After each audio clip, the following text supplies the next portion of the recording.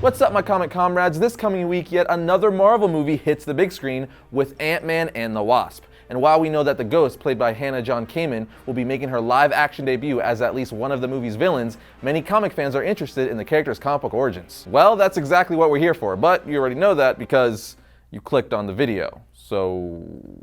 To start, there's three major differences you're going to notice right off the bat from the Ghost in the comics and the new MCU version. First, the comic book version of Ghost is an intentionally mysterious character, so there are aspects of his comic book origin that have never been revealed, including his name. However, in the MCU, we at least learn that her first name is Ava, which obviously leads us to the second thing, the fact that the comic book version of Ghost is a dude. So that's another change the MCU made for the character. Having said that, you almost always see Ghost in his suit, so I'm not sure it will make much of a difference when it comes down to it. Lastly, in the comics, the Ghost is primarily an enemy of Tony Stark Iron Man, not an Ant-Man or Wasp villain. But I could also see another easy transition on this point due to the character's motivations. You see, Ghost, who was created by David Michelinie and Bob Layton, first appeared in 1987's Iron Man issue 219 as a completely masked high-tech agent of anarchy. His singular drive and goal is to use his unique combination of elite hacking skills and a technologically advanced suit to destroy any corporation he deems evil. While this is a task he mostly performed as a paid mercenary, receiving his targets from employers who wished to see their competitors ruined, the Ghost would often forego payment simply for the opportunity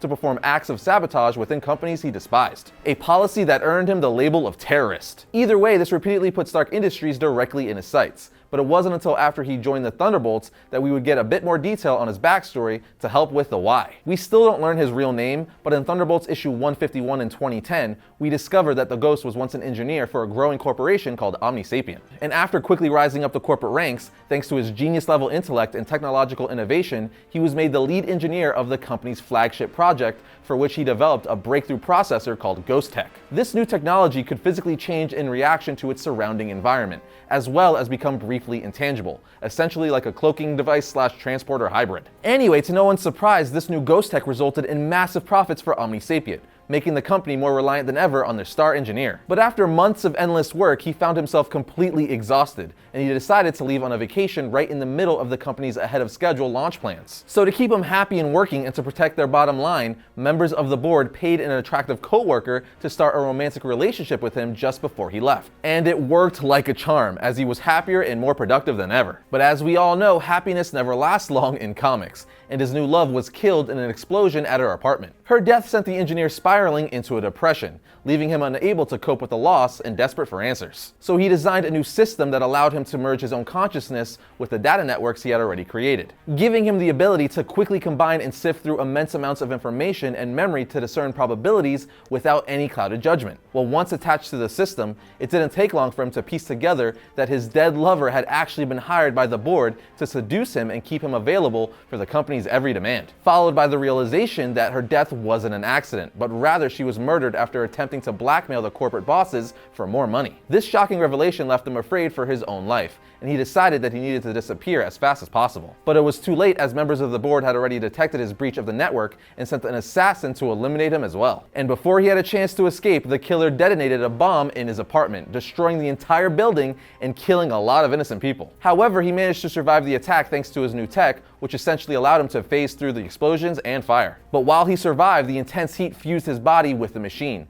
completing his transformation into the angry and paranoid corporate terrorist we know as the Ghost. And make no mistake, his first action after he emerged from the flames was to exact revenge on everyone responsible for his pain. When he was done and they were all dead, he erased all records of his existence and vanished, which is a pretty dope way to make yourself an instant legend. In addition to repeatedly battling Iron Man over the years, Ghost has also faced off against Spider-Man and Black Panther in 1991's Amazing Spider-Man Annual 25. Overall, Ghost has an interesting backstory that even makes him a sympathetic villain to a certain degree.